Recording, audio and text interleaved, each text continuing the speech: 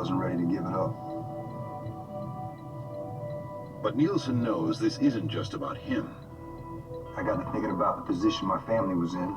The bondsman made them sign over everything they owned. But I believed that if I took off, they couldn't just come and take everything from my family and put them out in the street. That same night, the young couple silently slips away.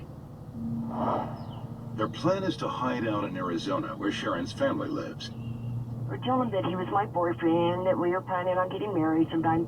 Meet you. Thanks for having me. Cameron, your sister's here. There's just one catch. Oh, good girl. Sharon's brother was a police officer. So glad you make it. Cameron. Oh, nice to see you. What's your name again? Lenny? Lonnie. Nielsen's performance is flawless, and the whole family is smitten by the charming young man. I'll tell you what. Why don't you come out on patrol with me so you can see what it's like on the streets? No way. As long as you don't have a warrant out for your arrest.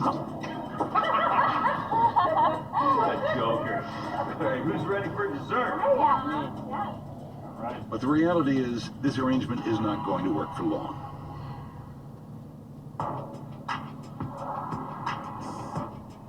After just 2 weeks, Sharon heads back to San Bernardino. And Nielsen decides to settle down in Hollywood. I thought Hollywood would be someplace where I wouldn't stand out.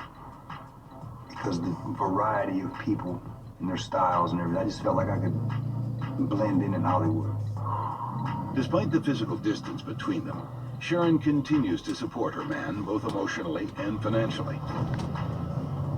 I would travel back and forth between San Bernardino and Hollywood, and whenever I would leave San Bernardino, she would give me some money.